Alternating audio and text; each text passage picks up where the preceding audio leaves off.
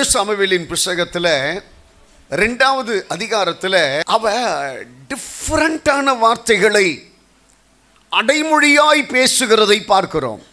ரொம்ப டிஃப்ரெண்டாக பேசுகிறா. முதல் அதிகாரத்தில் நான் மனக்லேசம் உள்ள ஸ்திரீ, நான் துக்கமுகமாய் உள்ளவள், மனக்லேசம் உள்ளவள். அவள் அழுகிறதையும் புலம்புகிறதையும் பார்த்து தேவ ஊழியக்காரனே சொல்கிறான், ஏம்மா ஏதாவது குடிச்சிருக்கிறியா, ஏன் ஒரு மாதிரி இருக்கிறேன்ட்டு கேட்குறான். அதுக்கு அந்த அம்மா சொல்கிறாங்க, ஐயா நான் குடித்து வெறித்தவள் அல்ல, என் இருதயத்திலே வேதனை பெருகி இருக்கிறது. என்னை சுற்றி இருக்கிறவர்கள் எல்லாம் என்னை ஏளனம் பண்ணி கொண்டிருக்கிறார்கள். வாழ முடியாம நான் போராடிட்டு இருக்கிறேன். கடவுளிடத்திலாவது ஒரு பதில் கிடைக்கும் என்கிற நம்பிக்கையோடு கூட வந்திருக்கிறேன். என் வேதனை எல்லாம் கடவுள்கிட்ட சொல்லி இருக்கிறேன். நான் குடித்து வெறித்தவள் அல்ல அப்படின்ட்டு சொல்றான். முதல் அதிகாரத்தில் இப்படிப்பட்ட ஒரு கேரக்டர் வெளியே வருது. 2ஆம் அதிகாரத்தில் அதற்கு மாறுபட்ட ஒரு கேரக்டர் வெளியில வருது. பயங்கர ஆச்சரியம். முதல் அதிகாரத்தில் அவள் அழுகிறதையும் புலம்புகிறதையும் போராடுகிறதையும் பார்க்கிற போது கடவுளுடைய மனுஷனே சொல்றான், ஏம்மா உன்னை பார்க்கறதுக்கு சாராயம் குடிச்சது மாதிரி இருக்கிறியம்மா அப்படின்ட்டு கேட்குறான். அதுக்கு அவர் சொல்கிறா, இல்லையா நான் சாராயம்லாம் குடிக்கல, என் மனசுக்குள்ளே இருக்கக்கூடிய வேதனை பெருகி இருக்கிறது.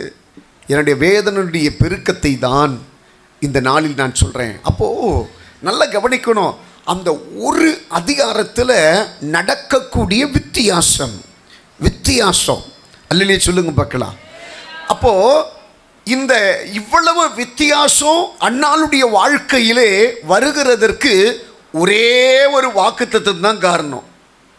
என்ன காரணம்? சத்தமா சொல்லுங்க. ஒரே ஒரு வாக்குத்தத்தம் தான்.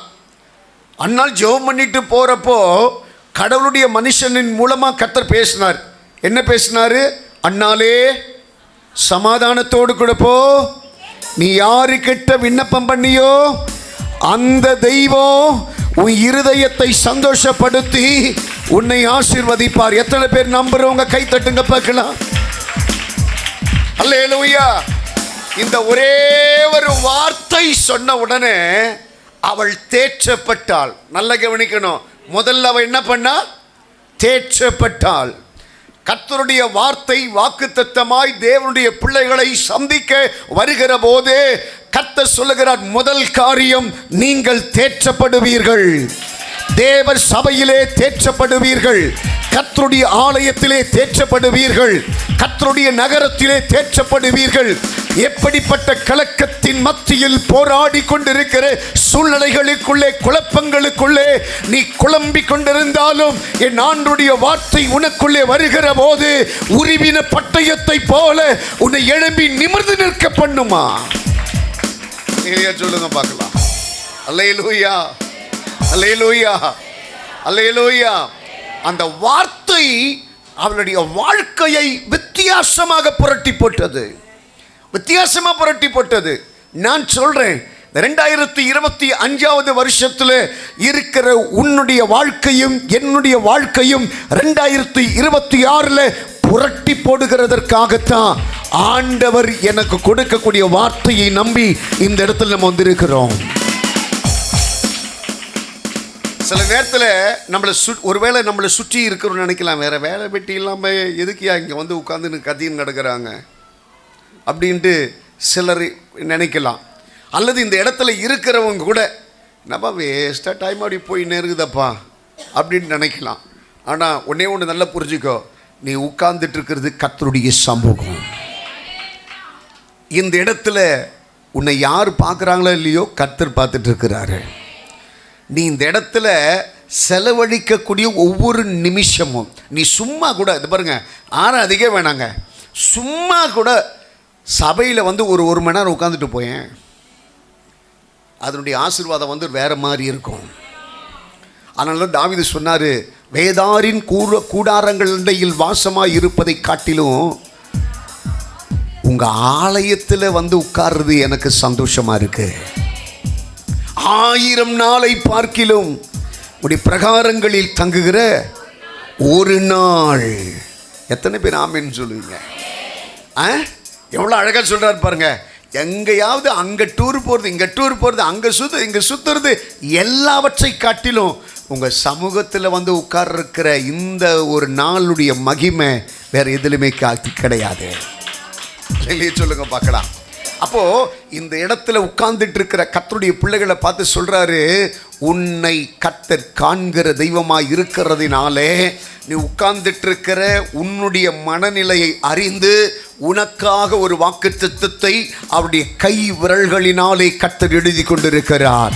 என் பிள்ளை வருவான், அவன் இந்த உலகத்திலே, இந்த மாதத்திலே, இந்த வருடத்திலே அனுபவித்த பாடுகளுக்கு அடுத்த அவன் பிரவேசிக்கக்கூடிய நாட்களிலே அவனுக்கு என்ன செய்ய வேண்டும் என்பதை அழகாய் கர்த்தர் பொறித்து அவருடைய வார்த்தைகளோடு கூட உன்னை சந்திக்க வருவார். இதுதான் தேவ பிள்ளைகளுடைய விசுவாசம், நம்பிக்கை. இதுதான் ஆண்டவர் சொல்ற, நம்பிக்கையுடைய சிறைகளே அரணுக்கு திரும்புங்கள். நீங்க எல்லாம் நியூ இயர் சர்வீஸ்ல எதை கர்த்தர் கொடுக்க போகிறார் என்கிற நம்பிக்கையோடு கூட வருகிற போது அவருடைய வார்த்தை எனக்குடைய வல்ல சம்மட்டியை கர்த்தர் உங்களுக்கு கொடுப்பாரா? அதை கொண்டு மலைகளை உடைப்பீர்கள், கரடு முரடானவைகளை எல்லாம் தகர்த்து போடுவீர்கள். உனக்கும் எனக்கும் விரோதமாய் போராடுகிற பொல்லாத ஆவிகளை எல்லாம் உடைத்து உனக்கும் எனக்கும் கர்த்தர் வைத்திருக்கிற பொக்கிஷ சாலைகளின் கதவுகளை திறப்பீர்கள். அதற்குண்டான திறவுகோலை கர்த்தர் உனக்கு கொடுப்பார். எத்தனை பேர் ஆமென் சொல்லுவீங்க? அப்போ அன்னாளுடைய சந்தோஷத்திற்கு ஒன்னே ஒண்ணுதான் காரணம், கர்த்தருடைய வாக்குத்தத்தம்.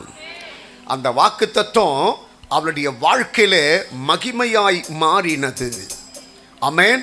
இப்போ உனக்கும் எனக்கும் ஆண்டவர் என்ன பண்றாரா? விலையேற பெற்ற வாக்குத்தத்தத்தை கர்த்தர் ஆயத்தமாக்கி இருக்கிறார். நான் ஒன்னே ஒன்று சொல்லுவேன், நீ எதை குறித்தும் கலங்காத, எதை குறித்தும் கலங்காத.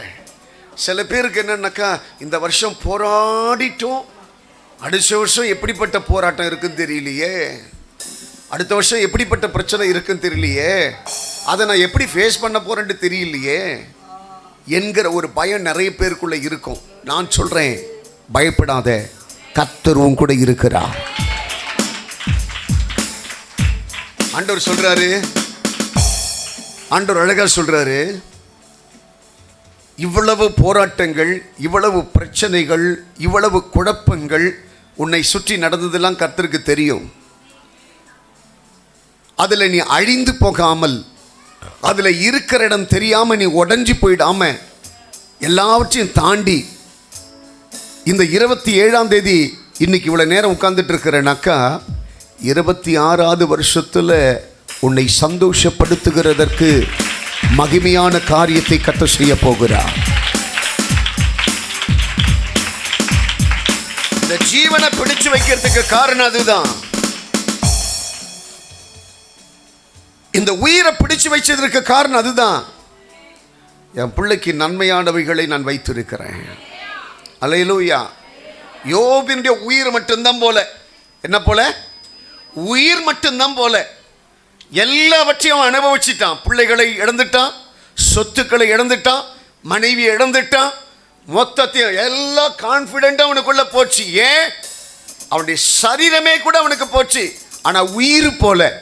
அந்த உயிர் போவாததுனால சொல்றான், இந்த உயிரை மட்டும் கர்த்தர் பாதுகாத்ததற்கு ஒரு நோக்கம் உண்டு. இதை கொண்டு எல்லாவற்றையும் கர்த்தர் திருப்பிக் கொள்ள போகிறார். பக்கத்தில் இருக்கிறவனுடைய எல்லாருடைய கையை பிடிச்சு சொல்லுங்க பார்க்கலாம், இவ்வளவு உபத்திரவங்கள் வந்ததற்கு பிறகு நீ அழிக்கப்படாமல் இருக்கிறதற்கு, உன்னுடைய நிலை மாறாமல் இருப்பதற்கு காரணம் தெரியுமா? உன்னை கொண்டு கர்த்தர் பெரிய காரியங்களை செய்ய போகிறார். உண்மையா இல்லையாங்க? உண்மையா இல்லையா? உன் கூட பிரயாணம் பண்ண எத்தனை பேர் இன்னைக்கு இல்லைங்க? இன்னைக்கு சமாதானமான பெருமூச்சு விடுறிய நிறைய பேரால பெருமூச்சு விட முடியல.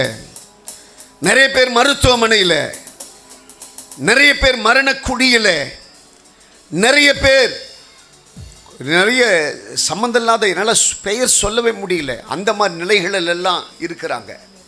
ஆனால் உனக்கு எனக்கும் ஒரு குறையும் இல்லாமல் நான்லாம் நம்மெல்லாம் பிரச்சனையை கடந்தோம். நிறைய வியாதியஸ்தர்களோடு போராடினோம். அவங்களுக்கு வியாதி இருந்தது, நமக்கும் வியாதி இருந்தது. அவங்களுக்கு பிரச்சனை, நமக்கும் பிரச்சனை. அவங்களுக்கு கடன் இருந்தது, நமக்கு கடன் இருந்தது. அவங்களுக்கு தரித்திரம் இருந்தது, நமக்கு தரித்திரம் இருந்தது. அவங்களுக்கு பொல்லாப்பு இருந்தது, நமக்கு பொல்லாப்பு இருந்தது. ஆனால் அவர்களோடு கூட நானும் ஒருவனாய் அழிந்து போகாதபடி என்னை நேசித்த என் தேவனாகி கர்த்தர் எனக்கு கொடுத்த வாக்குத்தத்தங்களின்படி இன்றைக்கு வரையிலும் மாறாமல் என்னை கைவிடாதிருப்பாரானால் நான் ஆராதிக்கிற தேவன் பெரியவராயிருப்பதினால் தானே, பெரியவராயிருக்கிறதுனால தான். 100 வயசானதற்கு பிறகு கூட ஒரு மனுஷனுடைய நம்பிக்கை செத்து போலனாக்கா அந்த மனுஷனை எதை திரும்ப நம்பிட்டு இருந்தான்? அந்த மனுஷனுக்கு ஜீவனுள்ள தெய்வம் கொடுத்த வாக்கை நம்பிட்டு இருந்தான்.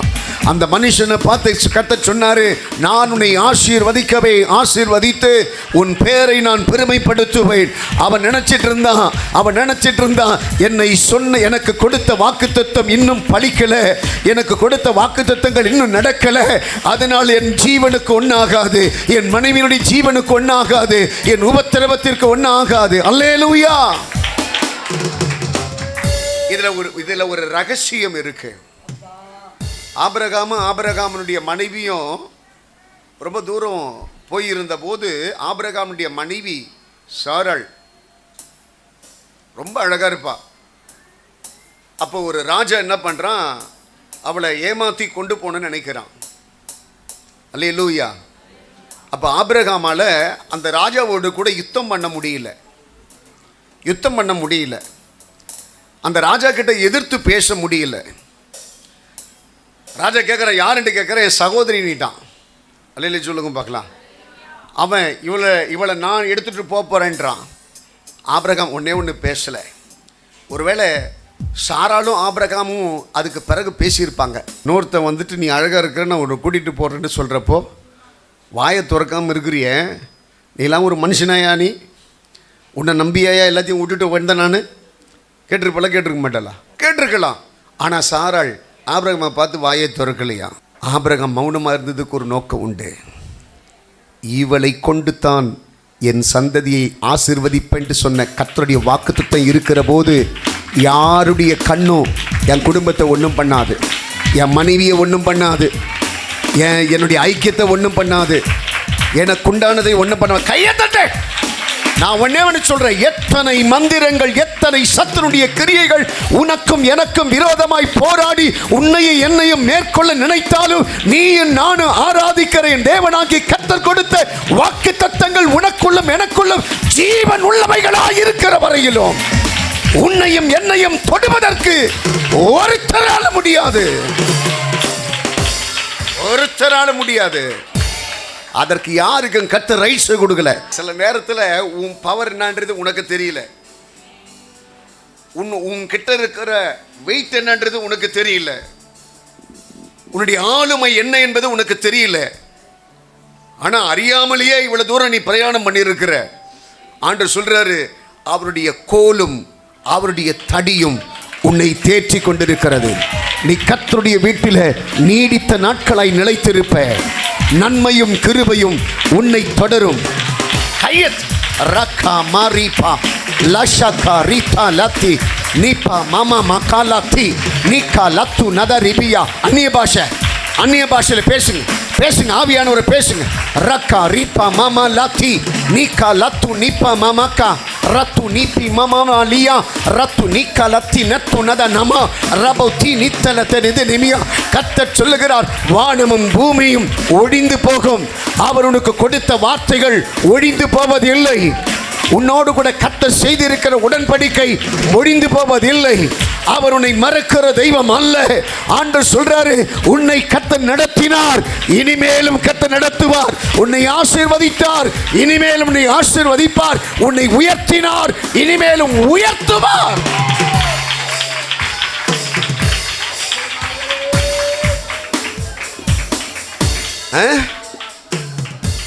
எங்க அப்பா எவ்வளவு பெரியவர் தெரியுமா? பாருங்க, உங்ககிட்ட எவ்வளோ பணம் இருக்குது அல்லது எவ்வளோ பலம் இருக்குது, எல்லாம் கண்ணிமைக்கக்கூடிய நேரத்தில் ஒன்றும் இல்லாமல் போயிடும். ஆனால் இயேசுன்ற ஒரு பலத்தை நம்பி பாருங்க, அந்த பலம் உனக்கு பெரிய காரியங்களை செய்யும்.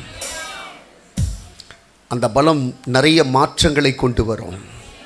அந்த பலம் வித்தியாசத்தை காண்பிக்க வைக்கும். நம்மக்கிட்ட இருக்கிற ஒரே ஒரு பிரச்சனை அதுதான். எது பெஸ்ட்டோ அதை ஒஸ்ட்டாக நினைக்கிறது, எது ஒஸ்ட்டோ அதை பெஸ்ட்டாக நினைக்கிறது. பெஸ்ட்டு நமக்கு ஒஸ்ட்டாக தெரியுது, ஒஸ்ட்டு நமக்கு பெஸ்ட்டாக தெரியுது. ஆனால் நான் சொல்கிறேன், புதிய வருஷத்திற்குள்ளே பிரவேசிக்கிற போது பெஸ்ட்டாக தான் தெரியணும், ஒஸ்ட்டாக தான் தெரியணும். ஒஸ்ட்டை தூக்கி போடு, பெஸ்ட்டை தூக்கி தலைக்கு மேலே வை. என் ஆண்டவர் உன்னை ஆசீர்வதிக்கிறத உன் கண்ணுக்கு முன்னாடி தெரியும். அல்லேலூயா. ஆண்டவர் ரொம்ப பெரியவருங்க, ஆண்டவர் ரொம்ப பெரியவர். ஆபிரகாம சாராள் ஆபிரகாமும் கடுகளவு கூட குறைக்கல. ஆபிரகாமுடைய இருதயத்தில் ஒரே ஒரு, அதனால்தான் அவன் விசுவாசிகளின் தகப்பன் என்று சொல்லி பெயர் எழுதப்பட்டானா. அவனுக்குள்ள ஒரே ஒரு நம்பிக்கை, என்ன பண்ணணும்னு நினைச்சாலும் உன்னால் ஒன்றும் பண்ண முடியாது, எனக்கு மேல் இருக்கிற வாக்கு தத்துவம் எனக்கு கர்த்தர் கொடுத்தது, அதை ஒருவராலும் உருக்குலைத்து போட முடியாது. அல்லேலூயா. பேருக்கு சபை என்னன்றது தெரியல. சபை என்ன நினச்சிக்கிறாங்கனாக்கா சும்மா ஜாலியாக அப்படி பேசி சுற்றுற இடம் நினைக்க. இந்த பாருங்க, இந்த இடத்துல ஆவியானவர் உலாவிட்டு இருக்கிறாரு. இந்த இடத்துல பாஸ்ட்டுக்கிட்ட ரெக்கமெண்டேஷன் வாங்கலாம், பாஸ்ட் அம்மா கிட்ட ரெக்கமெண்டேஷன் வாங்கலாம். அதெல்லாம் நடக்காதுங்க, அதெல்லாம் நடக்காது. நானே கூட சொல்கிறேன், எனக்கு உடம்பு முடியலன்ட்டு சொல்லி அங்கே உட்காந்து படுத்துருந்தா எனக்கு ஒன்றும் கிடைக்காது. இங்கே வந்து ஆண்டுடைய சமூகத்தில் உட்காரணும். நான் இப்போ வந்து நிற்கிறேன்ல, நல்லா எனக்கு நல்ல உடல் சுகம் இருந்துட்டு நான் வந்து நிற்கலை. என்னை கொண்டு வந்து நிற்க வச்சதுக்கு பட்ட பாடு கடவுளுக்கு தான் தெரியும். இப்போ கர்த்தர் பூஸ்ட் பண்ணிக்கிட்டாரு. நிறைய பேருக்கு அந்த ரகசியம் தான் தெரிய மாட்டேங்குது. வந்து கடவுள் சமூகத்தில் உட்காந்துருங்க, அதுக்கு பிறகு என்ன நடக்குதுன்னு தெரியும். அல்லையிலே சொல்லுங்க பார்க்கலாம். அல்லேலூயா. என்னை பொறுத்த வரைக்கும் இந்த ஊழியத்தை வந்துட்டு 100 பேர் செய்கிறாங்க, 101 ஆதால நான் செய்யணும்னு நினைக்கல. யாருடைய மனுஷனுடைய பார்வையில் எனக்கு தயவு கிடைக்கணும்னு நினைக்கல. நான் இந்த ஊழியத்தை மேலே பார்க்குறவர் விரும்புகிறபடி செய்யணும், அவருக்கேற்றாற்படி வாழணும். அவர் தான் என்னை ஆசீர்வதிக்கிறவர், அவர் தான் என்னை உயர்த்துகிறவர், அவர் தான் இக்கட்டான நேரத்தில் என்னை நடத்துகிறவர். நான் எப்பவுமே சொல்லுவேன், வாழ்ந்தால் அவருக்காக வாழணும், செத்த அவருக்காகத்தான் சாகணும். இந்த 4 பேருக்காக தாளம் தட்டிட்டு ஓடுற வாழ்க்கை நமக்கு இருக்கவே கூடாது. அல்லேலூயா. ஆண்டவருக்காக உண்மையாக வாழணும், உண்மையாக ஓடணும். அந்த வாழ்க்கையை தான் கர்த்தர் நம்மக்கிட்ட இருந்து விரும்புகிறார். அல்லேலூயா. இந்த வைராக்கியம் தான் என்னை இன்னைக்கு வரல ஜீவனோடு கூட வச்சிருக்குது. என்ன மட்டும் இல்லை, உங்களை கூட இந்த வைராக்கியம் உங்களுக்குள்ள இருக்கிறதுனால்தான் இன்னைக்கு வரையிலும் கர்த்தர் உங்களை ஆசீர்வதித்து இருக்கிறார். அல்லேலூயா. நான் சொல்கிறேன், நான் சேலஞ்ச் பண்ணி சொல்ல முடியும். ஒருத்தர் எனக்கு ஃபோன் பண்ணுறாங்க, அவர்களுடைய இறுக்கமான நிலைகளை சொல்கிறாங்க. அவர்களை பார்த்து நான் ஒரு வார்த்தை சொல்லுவேன், பயப்படாதீங்க, எல்லாவற்றையும் கர்த்தர் பார்த்து பண்ண. அதை மீறி ஒரு காரியத்தை கர்த்தர் நடக்க விடவே மாட்டார். அந்த ஒரு வார்த்தையை மீறி ஒரு அபாய கட்டத்திற்கு கர்த்தர் போக விடவே மாட்டார். ஏன் தெரியுமா? என்ன பிரச்சனை வேணாலும் இருக்கட்டும், எனக்கு பயப்படுகிற பிள்ளைய பாதுகாக்க வேண்டியது அவருடைய கடமை, அவருடைய கடமைங்க. நான் உண்மையாக வாழ்ந்துட்டு தைரியமாக கடவுள்கிட்ட கேளுங்க, ஆண்டவரே நான் இப்படி வாழ்ந்திருக்கிறேன், எனக்கு இந்த காரியத்தை செய்யணும் அப்படின்ட்டு சொல்லுங்க. கர்த்தர் நிச்சயமாக உங்களுக்கு செய்வார். அல்லேலூயா. இந்த அனலும் இன்றி குளிரும் இன்றி வெதுவெதுப்பான ஜீவியத்தோடு கூட ஆண்டுடைய சமூகத்தில் வந்து நானும் ஒருத்தன்று சொல்லி நிற்கிறது கர்த்தருக்கு அருவருப்பான. அல்லேலூயா. ஆண்டுடைய சமூகத்தில் வந்து கிருபை எப்படி பெறுறது, வரங்கள் எப்படி படுறது, அடுத்த வருஷத்தில் என் குடும்பத்தை எப்படி உயர்த்துறது, அப்படி வந்து பாருங்க, அப்படி வந்து கேளுங்க. மற்றவோட காட்டில் நீ உயரத்துக்கு போனோம், உன் பிஸ்னஸில் பெரிய லெவலுக்கு போனோம், வேலையில் ஒரு பெரிய லெவலுக்கு போனோம், இன்னும் எத்தனை நாள் இப்படியே வாழ்ந்துட்டு இருக்கிறது? உன் சபையில் ஒரு பெரிய லெவலுக்கு போனோம், உன்னை சுற்றி இருக்கிறவங்களுக்கு மத்தியில் நீ ஒரு பெரிய லெவலுக்கு போனோம், அந்த லெவலில் குறையக்கூடாது. இதெல்லாம் கடவுள் அனுக்கிரகம் பண்ணணும். வசனம் சொல்லுது, வானத்தையும் பூமியையும் உண்டாக்கின கர்த்தரிடத்தில் இருந்து ஒத்தாசை வரணும். அவர் உன்னை ஆசீர்வதித்தால் தான் அந்த ஆசீர்வாதம் அனுக்கிரகமாய் மாறும், அனுக்கிரகமாய் மாறும். அப்படி இல்லாத ஆசீர்வாதம் ஒண்ணுமே உனக்கு பலன் கொடுக்காது. அல்லேலூயா. ஆண்டவர்கிட்ட தயவு பாராட்டணும், ஆண்டவர்கிட்ட தயவு கேட்கணும். கடைசியில் பாஸ்டர் கிட்ட வந்து தலையை கொடுத்து ஜோம் பண்ணிட்டேனாக்கா எல்லாம் முடிஞ்சிச்சு நினைக்காதீங்க. பாஸ்டர் இறக்கப்படலாம், பாஸ்டர்மா இறக்கப்படலாம், அதனால எல்லாம் முடிஞ்சிச்சு நினைச்சிடாதீங்க. நெவர். ஒண்ணு முடியாது, எல்லாம் ஆரம்பமாகும். ஆண்டவர் சொல்றாரு, கடவுளுக்கு பயப்படக்கூடிய பயம் உன்னிடத்தில் உண்டோ என்று கர்த்தர் பார்க்கிறார். தேவ பயத்தை கர்த்தர் பார்க்கிறார். கடைசி நாளுங்க, நம்ம வாழ்ந்துட்டு இருப்பது கடைசி நாள். இன்றைக்கு கண்டிதமான உபதேசங்கள் இல்லை. இந்த நரி பார்த்துருக்கீங்களா? நரியோடைய வேலை என்ன தெரியுமா? தந்திரமா தந்திரமா அழகாய் பேசி கூட்டிட்டு போகுமா. நரியோட பேச்சை கேட்டு போற மிருகம் நினைக்குமா, என் மேல நரி எவ்வளவு பாசம் வச்சிருக்கு, என் மேல நரி எவ்வளவு அன்பு வச்சிருக்கு அப்படின்னு கொண்டு போகுமா. நரி சொல்லுமா, தந்திரமா பேசுமா, நீ வா, நீ பெரிய ஆளு, உன்கிட்ட நிறைய டேலண்ட் இருக்குது, உன் அறிவுக்கு உன் சாமர்த்தியத்துக்கு நீ இப்படி இருக்கணும் அப்படி இருக்கணும் சொல்லி சாமர்த்தியமா பேசி கூட்டிட்டு போகுமா. இன்னைக்கு நான் சொல்றேன், 2025 உன்னை சுற்றி இருக்கிற நரி கூட்டத்தை அடையாளம் கண்டு நீ வெளியில வரணும். நரி கூட்டத்துக்கு மத்தியிலிருந்து வெளியில வரணும். உன் ஆசீர்வாதத்தை எது திணிச்சு தெரியுமா? உன் குடும்பத்தில் தரித்திரம் எது கொண்டு வந்துச்சு தெரியுமா? உன் குடும்பத்தில் பிரிவை எது கொண்டு வந்து தெரியுமா? உன் குடும்பத்தில் சாபத்தை எது கொண்டு வந்து தெரியுமா? நீ நல்லது நல்லதுன்னு நினைச்சிட்டு இருக்க நரி கூட்டம் தான் உன் குடும்பத்தில் சாபத்தை கொண்டு வந்தது, உன் குடும்பத்தில் தரித்திரத்தை கொண்டு வந்தது, உன் குடும்பத்தில் அக்கிரமத்தை கொண்டு வந்தது, உன் குடும்பத்தில் வியாதியை கொண்டு வந்தது, உன் குடும்பத்தில் கலக்கத்தை கொண்டு வந்தது, உன் குடும்பத்தில் கண்ணீரை கொண்டு வந்தது. நீ 30 நாட்களும் சம்பாதித்து கஷ்டப்பட்ட பணம் எல்லாம் வீணாய் போனது. உன்னை சுத்தி இருக்கிற நரியினுடைய கூட்டம், தந்திரமான கூட்டம். நான் சொல்றேன், அந்த நரியினுடைய கூட்டத்தை நீ அடையாளம் கண்டுபிடிக்கலனாக்கா இன்னும் நீ போராட வேண்டியது அதிகமாக இருக்கும்.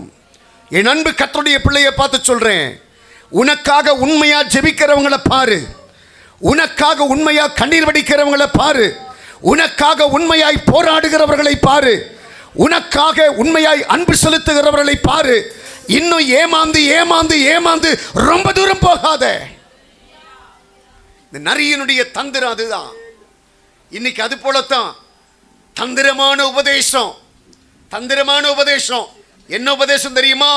நீ எப்படி வாழ்ந்தாலும் இயேசு அன்புள்ளவர், இயேசு உன்னை ஆசீர்வதிப்பார், நீ ஆண்டவருக்காக வாழ்வதிலே கட்டுப்பாடுகள் தேவையில்லை, நீ என்ன அக்கிரமம் வேணாலும் செய்யலாம், என்ன பாவம் வேணாலும் செய்யலாம், எப்படி வேணாலும் போலாம், எப்படி வேணாலும் வரலாம், சபைக்கு போக வேண்டாம், தசம பாகம் கொடுக்க வேண்டாம், ஆனா நீ ஆசீர்வாதமா இருப்ப. இது எப்படிப்பட்ட உபதேசம்?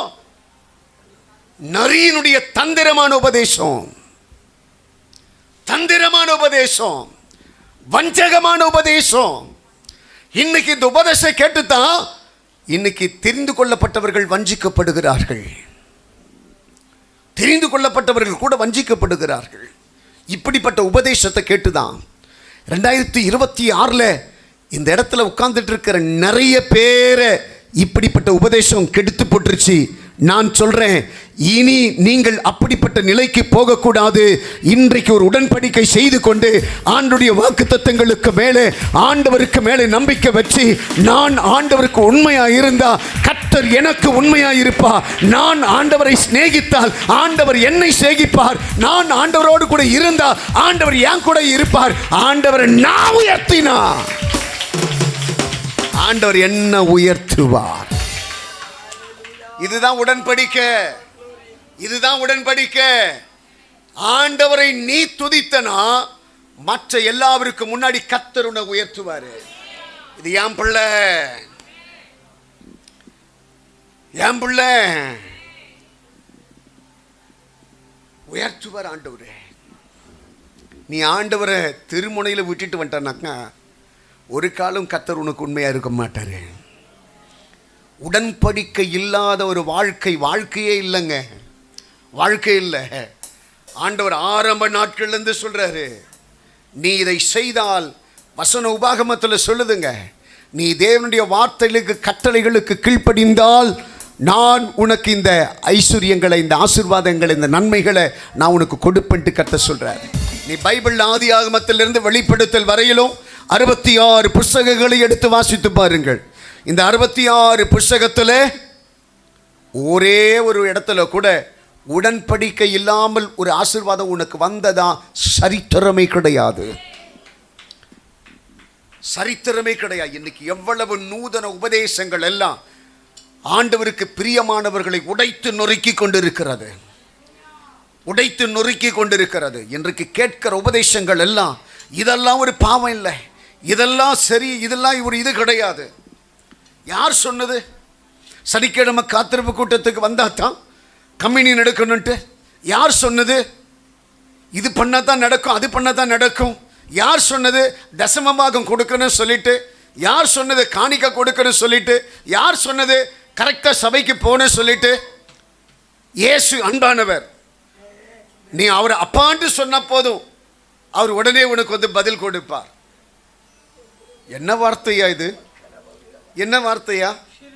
எந்த தெய்வத்தை நீ அப்பாண்டு கூப்பிட சொன்னையோ அதே தெய்வம் தான் சொன்னாரு, 6 நாளும் உனக்குரியது, 7வது நாள் எனக்குரிய நாள். ஒரு ஆமென் சொல்லுங்க பார்க்கலாம். அதே தெய்வம் தான் சொல்றாரு, எல்லாம் உனக்குரியது, 10ல் 1 பங்கு எனக்குரியது. அல்லேலூயா சொல்லுங்க பார்க்கலாம். அதே தெய்வம் தான் சொன்னாரு, நீ உலக மனுஷனோடு கூட கோடியான ஜனங்களோடு கூட பேசு, ஆனா ஒரு நாளைக்கு 1 மணி நேரம் என் கூட பேசு. ஒரு ஆமென் சொல்லுங்க பார்க்கலாம். அல்லேலூயா. நீ யாரை வேணாலும் வாழ்த்து, யாரை வேணாலும் துதி. அதே சமயத்தில் உனக்கு மேல ஒரு தெய்வம் இருக்கிறார், அவரை உன் கரங்கள் உயர்த்தி கொண்டே இருக்கணும். அல்லேலூயா சொல்லுங்க பார்க்கலாம். எனக்கு பிரியமான என் அன்பு கர்த்தருடைய பிள்ளைகளை பார்த்து நான் சொல்றேன், நீ நேசிக்கிற தேவன் பெரியவர். ஆண்டவர் சொல்றாரு, உனக்கு கொடுக்கப்படக்கூடிய வாக்குத்தத்தங்களுக்காக நீ காத்திருக்கணும். ஆண்டவர் இன்னைக்கு ஒரு டெடிகேட் பண்ணணும், டெடிகேட் ஆகணும். நான் அந்த வாக்குத்தத்தத்தை எதிர்பார்த்துட்டு இருக்கிறேன். அந்த வாக்குத்தத்தங்கள் என் இருதயத்தை மகிழ்ச்சியாக்கணும். அந்த வாக்குத்தத்தங்கள் என்னுடைய வாழ்க்கையில் நடக்கிற பிரச்சனைகளுக்கு ஒரு முற்றுப்புள்ளி வைக்கணும். எத்தனை பேருக்குங்க அந்த எண்ணம் இருக்கு? இன்னைக்கு இந்த கூட்டத்திற்கு நான் நினைச்சிட்டு வந்தேன், ஆண்டவரே இப்படிப்பட்ட பிரச்சனைகளுக்கு மத்தியில, இப்படிப்பட்ட பலவீனங்களுக்கு மத்தியில இந்த ஊழியத்தை அடுத்தது நான் எப்படி கொண்டு போனேன்னு தெரியாம நான் போராடிட்டு இருக்கிறேன். என் கூட நீங்க பேசணும்பா அப்படின்ட்டு கடவுளுடைய சமூகத்தில் சொல்லிட்டு வந்தேன். எத்தனை பேர் நீங்க சொல்லி இருக்கீங்க? இந்த 2026வது வருஷத்துக்குள்ள பிரவேசிக்கிற போது அழிவில்லாத உடைய வார்த்தைகளை நான் அடுத்தது ஸ்டெப் எடுத்து வைக்கிறதுக்கு எனக்கு வேணும்பா. எத்தனை பேர் சொல்லுவீங்க? அல்லேலூயா, அல்லேலூயா. அதுதாங்க கர்த்தருடைய வார்த்தை. அந்த வார்த்தைக்காகத்தான் இந்த இடத்துல கர்த்தர் நம்மை கொண்டு வந்திருக்கிறார். ஆண்டவர் சொல்றாரு, இப்படிப்பட்ட வார்த்தைகள் உனக்குள்ளே நிறைய மாற்றங்களை உண்டாக்கும். 2026வது வருஷத்தில் உனக்காக நல்ல ஒரு வாக்கை கர்த்தர் ஏற்படுத்துவார். இஸ்ரவேல் ஜனங்கள் வழி தப்பி போயிடக்கூடாது. அந்த ஜனங்கள் கானானுக்குள்ளே பிரவேசிக்கணும். அந்த ஜனங்களை யாரும் தடை பண்ணிடக்கூடாது. அந்த ஜனங்கள் வேற யாரையும் நம்பி என்னதான் நம்பி இருக்கிறாங்க. அதனால மோசே என்ன பண்ணுவார் தெரியுமா? சீனாய் மலைக்கு மேலே ஏறி வர சொல்லி 40 நாள் காத்திருக்க சொல்லி அவருடைய வார்த்தைகள் 10 கட்டளைகளை மோசேக்கு கர்த்தர் கொடுத்தாராம், தன் ஜனங்களுக்கு கொடுக்கும்படி. அந்த 10 கட்டளைகள் அந்த ஜனங்கள் கானானுக்குள்ளே அடியெடுத்து வைக்கிற வரையிலும் அந்த கட்டளைகள் அந்த ஜனங்களை நடத்தினது. நான் சொல்றேன், 2026வது வருஷத்துல உனக்கு ஆண்டவர் கொடுக்கக்கூடிய வாக்குத்தத்தங்கள் உன்னை அழகாய் நடத்தி முடிக்கிற வரையிலும் அந்த வாக்குத்தத்தங்கள் உன்னை விட்டு மாறவே மாறாது. யாரையும் நம்பாதீங்க, யாரையும் நம்பாதீங்க, எந்த நரிகளையும் நம்பாதீங்க, நரிகளையும் நம்பாதீங்க, தந்திரமான நரிகளை நம்பாதீங்க, உனக்கு மேல அக்கறை இல்லாதவங்களை நம்பாதீங்க, உன்னை நேசிக்க கூடாதவங்களை நம்பாதீங்க, உன் முகத்திற்கு முன்னாடி சிரிக்கிறவங்களை நம்பாதீங்க. ஆண்டவன் நான் உங்கள்கிட்ட நான் பிரதானமாக ஒரு புத்தி சொல்கிறேங்க. நான் ஜெபிக்கிறப்ப எதை கேட்குறீங்களோ இல்லையோ, பகுத்தறிய வரத்தை எனக்கு தாங்க பண்ணு கேளுங்க. இந்த பாருங்க, நான் உங்களை பார்த்து சொல்லுவேன், ஒரு முகத்தை பார்க்கிற போது அந்த பகுத்தறியக்கூடிய வரம் உனக்குள்ளே இருந்ததுனாக்கா அழகாக ஸ்கேன் பண்ணிட்டு போயிட்டே இருக்கலாம். பக்கத்தில் கைப்பிடிங்க. இனி ஜெபிக்கிற போது இந்த பகுத்தறியக்கூடிய வரத்தை கர்த்தர் எனக்கு தரணும்பா. ஆமென். இது மட்டும் இருந்ததுனாக்கா உங்களை யாராலையும் தொடக்கூட முடியாது. யாராலையும் தொட முடியாது உங்களை. இந்த பகுத்தறியக்கூடிய வரம் உங்களுக்குள்ள இல்லாததுனால தான் பல பிரச்சனை. ஆண்டவர் சொல்றாரு, இந்த பகுத்தறியக்கூடிய வரம் உங்களுக்குள்ள இருக்கணும். எதையுமே கேட்காதீங்க, கடவுள்கிட்ட இதை மட்டும் கேளுங்க. இதை பாருங்க, நான் சொல்றது நல்லா கவனிங்க. பார்க்கலாம், நீங்க சம்பாதிக்கிறீங்கள, ஒரு 100 ரூபாய் சம்பாதிக்க, நான் சொல்லக்கூடிய இதில் நல்லா கேளுங்க. 100 ரூபாய் சம்பாதிக்கிறீங்க. சம்பாதிக்கிற 100 ரூபாயை நல்ல கவனிங்க. உன்னை சுற்றி இருக்கிற கூட்டம் இருக்குதுல்ல, கொஞ்சம் கொஞ்சமாக பிச்சு தின்னு தின்னு தின்னு தின்னு மொத்தத்தையும் சுரண்டிடுது. அந்த பிச்சு துன்ற கூட்டத்தை உங்களை விட்டு நீங்கள் அப்புறப்படுத்திட்டீங்கன்னாக்கா நீ சம்பாதிக்கிறத மிச்சம் எடுக்கிறதுக்கு கர்த்தர் உனக்கு உதவி செய்வா. மிச்சம் எடுக்கிறதுக்கு கர்த்தர் உதவி செய்வா. இந்த காரியத்தெல்லாம் நீங்கள் 2026 வருஷத்தில் நீங்கள் செய்யணுங்க. உங்களை சுற்றி இருக்கிற நரிகளை அடையாளம் கண்டுபிடிக்கணும். உங்களை சுற்றி ஏமாத்துற பொல்லாத ஆவிகளை அடையாளம் கண்டுபிடிக்கணும். அவைகளுக்கு மத்தியிலிருந்து நீங்கள் வெளியில் வரணும். உங்கள் ஆசீர்வாதத்தை ஒருத்தரும் தொட முடியாது. வராமேன்னு சொல்லுங்க பார்க்கலாம். இப்போ முதல் காரியம், உங்களுடைய வாக்குத்தத்தம் விலையேற பெற்றது. அந்த வாக்குத்தத்தங்களுக்காக நீங்கள் காத்திருக்க போகிறீர்கள். ரெண்டாவது காரியம், கர்த்தருடைய பந்தி விலையேற பெற்றது. கர்த்தருடைய பந்தி விலையேற பெற்றது. இன்னும் நிறைய பேருக்குங்க 90% கிறிஸ்தவனுக்கு இன்னும் கர்த்தருடைய பந்தியை குறித்துண்டான முக்கியத்துவம் தெரியல. கர்த்தருடைய பந்தி எப்படிப்பட்டது, அந்த பந்தியை எடுப்பதற்கு நான் என்ன பண்ணணும், அதற்குண்டான குணாதிசயங்கள் என்ன, அதை எப்படி எடுக்கணும்னு தெரியல. ஒரு ஆமென் சொல்லுங்க பார்க்கலாம். நான் ஏற்கனவே சொல்லியிருக்கிறேன், கர்த்தர் எனக்கு எவ்வளோ பலவீனங்கள் இருந்தாலும் அந்த பந்தியை நானே கொடுப்பதற்கு காரணம் தெரியுமா, அந்த பந்தியை நான் நேசிக்கிறேன். அந்த பந்திக்கு நான் அவ்வளோ முக்கியத்துவம் கொடுக்குறேன். எவ்வளோ பிரச்சனை வந்தாலும் சரி, அந்த பந்திக்கு நான் கொடுக்கிற முக்கியத்துவம், அந்த பந்திக்கு நான் கொடுக்கிற அந்த மேன்மை, அந்த உயர்வு மற்றவர்கள் கொடுப்பார்களான்றது தெரியாது. இப்போ கொடுக்கிற நானே அவ்வளவு மேன்மையாக அதை நினச்சிருப்பேனாக்கா, எடுக்கிற நீங்கள் எவ்வளவு மேன்மையாக இருக்கணும். நல்ல துருத்தியில் திராட்சரசம் ஊற்றப்படுமானால் அது நல்ல திராட்சரசமாகவே இருக்கும். கெட்டுப்போன துருத்தியில் திராட்சரசத்தை கொண்டு போய் ஊற்றுனீங்கன்னா கெட்டு போய்டும். நீங்கள் எந்த நோக்கத்திற்காக கர்த்தருடைய பந்தி எடுக்கிறீங்களோ அந்த பந்தி அந்த நோக்கத்தை சரியாக செய்யலைனாக்கா அந்த நிலை உடைந்து போகும், அந்த நிலை மாறி போகும். அல்லேலூயா, அல்லேலூயா. கர்த்தருடைய பந்தி விலையேற பெற்றது. அந்த பந்திக்கு முன்பதாக உங்களை அர்ப்பணிக்க வேண்டியது மிகவும் அவசியம். அல்லேலூயா. எடுத்து வாசித்து பாருங்கள். கலாத்தியரின் புஸ்தகம் 5ஆம் அதிகாரத்தில் 17வது வசனத்திலிருந்து வாசிங்க பார்க்கலாம். மாம்சம் ஆவிக்கு விரோதமாகவும் ஆவி மாம்சத்திற்கு விரோதமாகவும் இச்சிக்கிறது.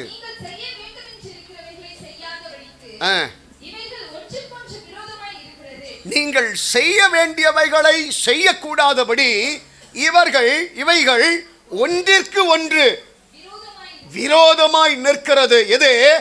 மாம்சத்தின் கிரியைகள் விரோதமாய் நிற்கிறது. வாசிங்க, கவுண்ட் பண்ணுங்க பார்க்கலாம். விபச்சாரம், வேசித்தனம், அசுத்தம், காமவிகாரம், விக்கிரக ஆராதனை, பிள்ளை சூனியம், பகைகள், விரோதங்கள், வைராக்கியங்கள், கோபங்கள், சண்டைகள், பிரிவினைகள், மார்க்கபேதங்கள், பொறாமைகள், கொலைகள், வெறிகள், களியாட்டுகள் முதலானவைகளே. எத்தனை பாவங்க? 17, 18, 19, 16, 17. எத்தனை கனிகள் இருக்கு? 9. எத்தனை பாவங்கள் இருக்கு? 17 விதமான பாவம். இந்த 17 விதமான பாவம் இதில் ஒன்று கூட என்கிட்ட இல்லைன்னு நம்மளால சொல்ல முடியுமா? சொல்ல முடியுமா? இதில் நான் பர்ஃபெக்டாக இருக்கிறேன்னு சொல்ல முடியுமா? சொல்ல முடியுமா? ஆனால் ஆண்டவர் சொல்கிறாரு, நீ பர்ஃபெக்டாக இருக்கணும். அப்படி இருக்கிறவனுக்கு தான் என்னுடைய சபையில் எனக்கிட்ட ஒரு பந்தியில் இடம் உண்டு. ஆண்டவர் சொல்கிறாரு. ஏசாயா தீர்க்கதரிசியின் புஸ்தகம் 59ஆம் அதிகாரத்தில் 2வது வசனத்தை வாசிங்க பார்க்கலாம். உங்கள் அக்கிரமங்களே, இப்படிப்பட்ட பாவங்கள் எல்லாம் ஒரு மனுஷனுக்குள்ளே இருக்கிற போது இப்படிப்பட்ட அக்கிரமங்கள் உனக்கும் எனக்கும் இடையிலே ஒரு பிரிவினை உண்டாக்குகிறது. பாவங்கள், மனம் திரும்பாத பாவங்கள். இப்ப நம்ம வாசம் பார்த்தீங்களா, இதெல்லாம் தப்புன்ட்டு தெரியாமலே நிறைய பேர் வாழ்ந்துட்டு இருக்கிறாங்க. வார்த்தைகள் மாறாம பழைய வாழ்க்கை எப்படி இருந்தது அதே போல வாழ்க்கை இன்னைக்கு நிறைய பேர் வாழ்ந்துட்டு இருக்கிறாங்க. இன்னைக்கு ஞானஸ்நானம் எடுத்தவர்களை பார்த்து கூட நான் சொல்றேன், உங்க பழைய வாழ்க்கைக்கும் புதிய வாழ்க்கைக்கும் நிறைய டிஃப்ரெண்ட் இருக்கணும். டிஃப்ரெண்ட் இருந்தால் தான் அது வாழ்க்கை. வேதம் சொல்லுகிறது, ஒருவன் கிறிஸ்துவுக்குள் இருந்தால் அவன் புதிய சிருஷ்டியாய் இருக்கிறான். பழையவைகள் ஒழிந்து போயின, எல்லாம் புதிதாய் மாறின. இது வார்த்தையினால் மட்டுமல்லங்க, கிரியையில் இருக்கணுமா? ஹலோ, கவனிக்கிறீங்களா? இது வார்த்தையினால் மட்டும் இல்லைங்க, கிரியையில் இருக்கணுமா? கிரியையில் இல்லாத விசுவாசம் செத்ததா இருக்குமா? கிரியை இல்லாத விசுவாசம் செத்தது. இன்னைக்கு மனம் திரும்ப இருக்கிற கர்த்தருடைய பிள்ளைகள் உங்கள் ரூட்டை ரொம்ப கிளியராக கொண்டு போங்க. இது வரையிலும் நீங்கள் போயிட்டு இருந்த பாதை வேற, இப்போ போகக்கூடிய பாதை வேற. அல்லேலூயா. திடீர்னு சாப்பிட்டுட்டே இருக்கிறது போது கரண்ட்டு போயிடுச்சுனாக்கா அப்போ தான் வெளிச்சத்தோட மகிமை தெரியும். சாப்பிட்டுட்டே இருப்பீங்க பார்த்தீங்கன்னா, அது வரலாம் வெளிச்சம் ஒன்றும் பெருசாக தெரியாது, இந்த வருஷம் பெருசாக தெரியாது. திடீர்னு கரண்ட்டு போட்டோமே, அப்படியே எல்லாம் அப்படியே ஒரு ஒன்றுமே இல்லாத மாதிரி இருக்கும். அது வரலாம் வெளிச்சத்தோட மகிமை தெரியாது. அதனால தான் சொல்கிறேன், இன்றைக்கி உங்களை சுற்றி ஒரு மகிமை இருக்குது. அந்த மகிமை குறைஞ்சி ஒன்றும் இல்லாமல் போகிறதுக்கு முன்னாடி அதை குறித்துண்டான அறிவு உங்களுக்குள்ளே வரணும். அதை குறித்துண்டான டெலிவரன்ஸ் உங்களுக்குள்ளே வரணும். அதைத்தான் நான் ஜெபிக்கிறப்ப கூட அதுதான் நான் சொல்கிறேன், என் ஜனங்கள் மேன்மையானவைகளை அறிந்து கொள்ள வேண்டும். ஞானஸ்நானம் எடுத்தவங்களும் சரி, இன்றைக்கி எடுத்தவங்களும் சரி, இதற்கு முன்னாடி எடுத்தவங்களும் சரி, ஒரு காரியத்தில் ரொம்ப தெளிவாக இருங்க. இந்த 17 விதமான பாவத்திலிருந்து அவருடைய இரத்தத்தை உனக்காக சிந்தி இந்த பாவத்திலிருந்து கர்த்தர் உன்னை விடுதலையாக்கி இருக்கிறார். இத்தனை பாவத்தையும் உங்ககிட்ட கொடுத்து அவன் உன்னை அடிமையாக்கி இருக்கிறான். ஆண்டவர் அந்த இரத்தத்தை அவங்கிட்ட கொடுத்துட்டு உன்னை விடுதலையாக்கி இருக்கிறார். என்ன கிருபைங்க, என்ன கிருபை. நீங்களும் நானும் கிரயத்திற்கு பெறப்பட்டு இருக்கிறோம். கிரயத்திற்கு. நீ நானும் வாழ்கிற வாழ்க்கை சாதாரணமானது கிடையாது. அதனால தான் ஒவ்வொரு முறை பேசுகிற போதும் ஞானமாக பேசணும், ஞானமாக நடக்கணும், ஞானமாக வாழணும், ஞானமாக இருக்கணும். அதுதான் நம்முடைய வாழ்க்கையில் பெரிய மாற்றத்தை நமக்கு கொண்டு வரும். அதை விட ஒரு மாற்றம் இந்த உலகத்தில் நமக்கு வேறு எதுவுமே கிடையாது. அல்லேலூயா. ஆண்டவர் சொல்கிறாரு, இப்படிப்பட்ட காரியங்கள் உனக்குள்ளே இருக்கணும். எல்லாம் அப்படியே கண்ணை மூடுங்க பார்க்கலாம். எல்லாம் அப்படியே கண்ணை மூடி ஒரு விஷயம் அப்படியே எழும்பி நில்லுங்க பார்க்கலாம். தகப்பனே,